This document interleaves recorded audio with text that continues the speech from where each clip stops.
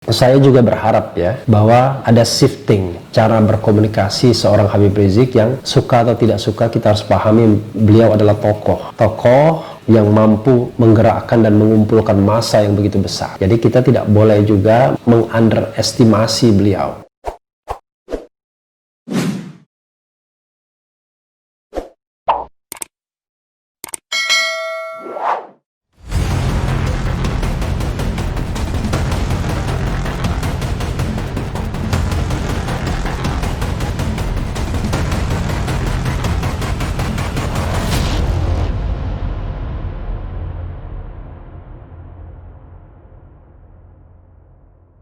Assalamualaikum warahmatullahi wabarakatuh, Sobat RH sekalian. Jumpa lagi kita di channel yang keren ini, Keren Cadas. Kali ini saya tidak go live ya. Ini take video, nanti diedit biar kualitasnya jauh lebih baik.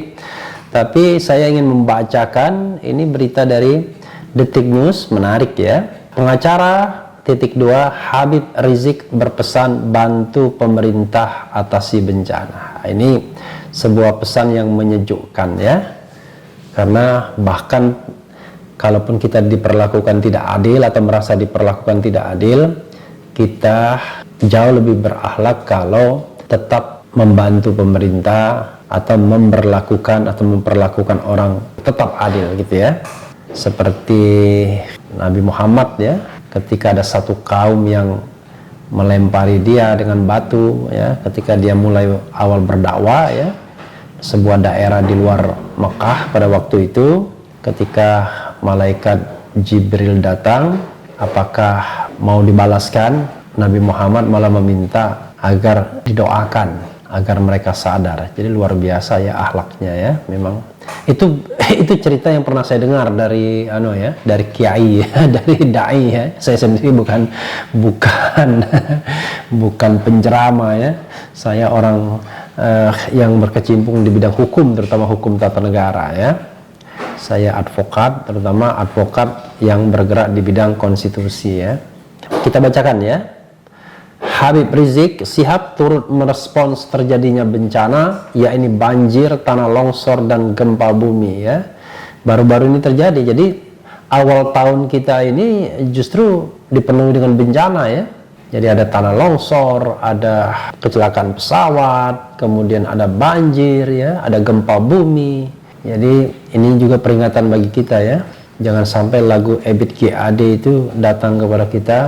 Mungkin Tuhan mulai bosan melihat tingkah kita yang selalu bangga dan yang selalu apa?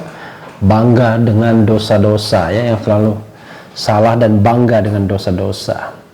Pesan beliau, bantu seluruh korban bencana apapun tanpa pandang suku, agama, ras, dan apapun sukunya, kata pengacara Habib Rizik Aziz Yanuar kepada wartawan Senin 18 Januari 2021. Habib Rizik sebut Aziz mengatakan Front Pembela Islam selalu terdepan dalam membantu penanganan bencana. Habib Rizik juga mengajak semua pihak bekerja sama dengan Front Persaudaraan Islam dalam membangun Indonesia. Ya, Front Pembela Islam sempat berganti menjadi Front Persatuan Islam dan sekarang Front Persaudaraan Islam. Tetap FPI juga ya. Dan ini sikap yang baik ya, inklusif ya. Jadi tanpa pandang suku, agama, ras, dan apapun sukunya. Lanjutkan perjuangan Front Pembela Islam yang memang selalu terdepan dalam membantu bencana tanpa pandang agama, suku, ras, bantu pemerintah dalam mengatasi bencana ini, ucap Aziz. Mari bahu-membahu untuk persaudaraan Indonesia. Bersama Front Persaudaraan Islam kita membangun Indonesia lebih baik, imbuhnya. Memang untuk kebaikan tidak ada salahnya ya, tetap dengan menegakkan aturan hukum yang adil dan jelas ya, kepada siapa saja, kepada Habib Rizik, kepada 6 laskar FPI, kepada siapa saja, karena negara kita adalah negara hukum ya. Seperti diketahui, sejumlah bencana yakni banjir, tanah longsor, dan gempa terjadi di sejumlah daerah di Indonesia. Banjir merendam sejumlah daerah di Kalimantan Selatan, Kalsel ya. banjir dan tanah longsor menerjang Manado, Sulawesi Utara, Sulut, gempa mengguncang Sulawesi Barat, Sulbar, dan ada juga kecelakaan pesawat ya yang melanda, yang menimpa maskapai penerbangan Sriwijaya Air ya, yang melanda Sriwijaya Air ya. Habib Rizik sendiri saat ini sedang menjalani penahanan di Rutan Bareskrim Polri Jakarta. Habib Rizik pun mengaku lebih baik ditahan di Rutan Bareskrim karena lebih mudah dijenguk oleh keluarga. Bukan menikmati tapi lebih mudah untuk dikunjungi. Kalau yang kemarin di Polda Metro Jaya kan agak susah, kata pengacara Habib Rizik Sugito Atmo Prawiro saat dihubungi Sabtu. Cukup melegakan ya dua berita ini kita bacakan. Di sini juga ada berita mudah dijenguk bikin Habib Rizik lebih menikmati Rutan Bareskrim. Dalam tanda kutip tentu menikmatinya ya. Siapa yang mau ditahan di penjara, tentunya tidak ada yang mau ya. Ya itu ya. Jadi sobat era sekalian, sebenarnya saya juga berharap ya bahwa ada shifting cara berkomunikasi seorang Habib Rizik yang suka atau tidak suka kita harus pahami beliau adalah tokoh yang mampu menggerakkan dan mengumpulkan massa yang begitu besar. Jadi kita tidak boleh juga mengunderestimasi beliau. Ketika massa yang menjemput sampai ratusan ribu, bahkan ada yang bilang jutaan. Demikian juga ketika terjadi peringatan, atau bukan peringatan ya, tapi demonstrasi 411, 4 November 2016 dan juga 2 Desember 2016, begitu luar biasanya masa sampai jutaan yang dilanjutkan 2017, 2018, 2019.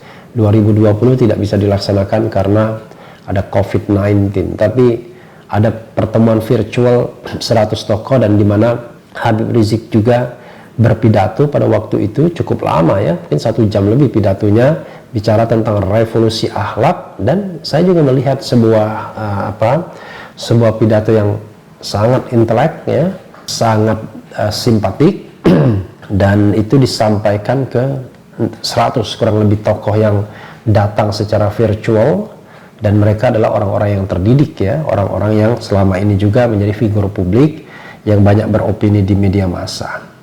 Terlepas ada yang protes mungkin kelamaan pidatonya, tapi saya mencatat misalnya bahwa konsep revolusi akhlak seperti yang sudah saya singgung sebelumnya adalah saya minum dulu ya.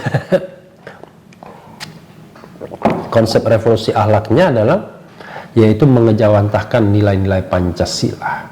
Dan juga pernyataan Habib Rizik setelah itu misalnya yang menghimbau agar mematuhi prokes, protokol kesehatan sebelum datang ke Mabes Polri pada tanggal 12 Desember misalnya, itu juga baik ya.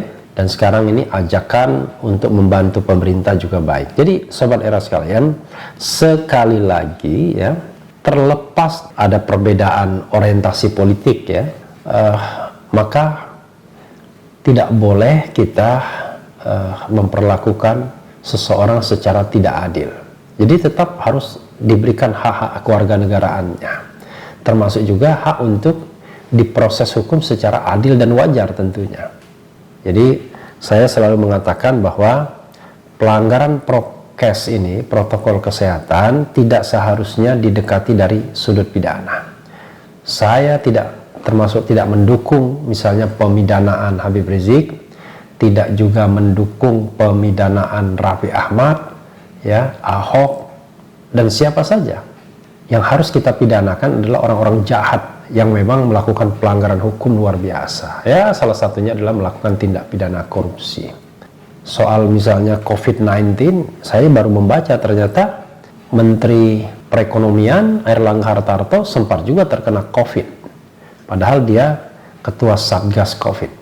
Jadi dari sini kita tidak bisa mengatakan bahwa misalnya dalam konteks tertentu dikatakan bahwa apa yang dilakukan Habib Rizik, dugaan ya bahwa beliau pernah kena COVID dan tidak ngomong di publik, itu sebuah kebohongan misalnya.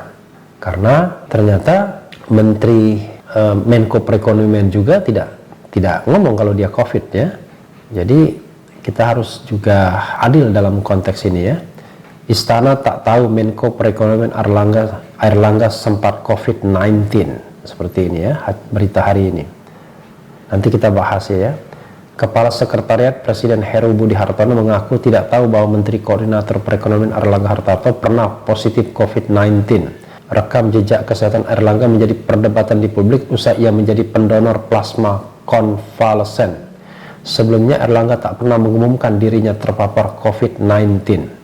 Kami tidak tahu juga kalau positif. Kalau saya dan jajaran Setpres tidak tahu. Tidak ada pemberitahuan resmi, kata Heru kepada wartawan melalui pesan singkat Selasa 19 Januari. Jadi sobat era sekalian, ini kan menunjukkan bahwa ada juga pejabat-pejabat publik yang tidak memberitahukan secara resmi bahwa beliau terkena COVID-19. Jadi ya ini soal, lagi-lagi ini soal etika ya, soal etika, dan mudah-mudahan tidak selalu berpikirnya di pidana ya. Tentu saya kira aparat keamanan akan beda memperlakukan langsung ya kalau yang tidak menyebutkan statusnya ini adalah seorang Menko Perekonomian. Tetapi yang ingin saya katakan, marilah kita sama-sama berorientasi menyelesaikan masalah dengan sebaik-baiknya, mengatasi soal, bukan kemudian kita ramai-ramai ingin mempidanakan orang. Itu menurut saya pendekatan yang sangat tidak elok, yang sangat tidak baik ya. Jadi sekali lagi kita kembali kepada seruan Habib Rizik ini. Mudah-mudahan ya, kalau nanti kasusnya selesai, justru Habib Rizik dan Front Persaudaraan Islamnya, kalau dia masih bergabung ya, karena konon kan tidak ada lagi jabatan imam besar, tapi bagaimanapun mungkin tidak bisa dilepaskan Front Persaudaraan Islam dan Habib Rizik.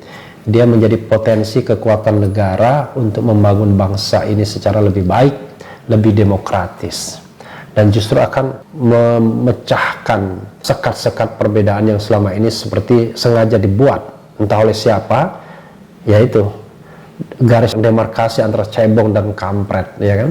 Jadi misalnya kalau kita mengkritik Presiden Jokowi, dianggap bahwa kita bagian dari kampret atau sekarang bagian dari kadrun.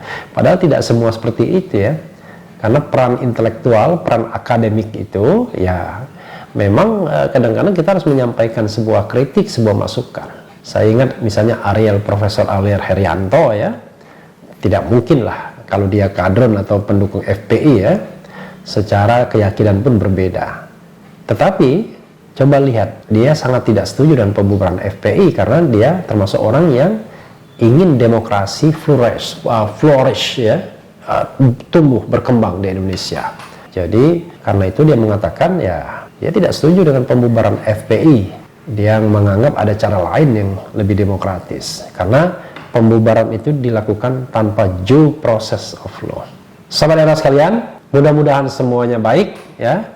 Kita lihat saja nanti apakah proses Habib Rizik ini akan berjalan dengan baik, dan kemudian kita akan mendapatkan keadilan bagi semua, termasuk juga keadilan bagi 6 laskar FPI yang sudah ke alam lain. Mudah-mudahan semua dosa kita diampuni oleh Allah Subhanahu wa taala. Yang penting tetap di channel ini, karena di channel ini Anda akan dirayu, ditipu, dibaperin, dicecar, diuber pula di jalur khusus. Karena channel ini adalah channel yang mengancam, memeras, dan membenci. Jangan lupa subscribe, like, comment, and share. Ciao.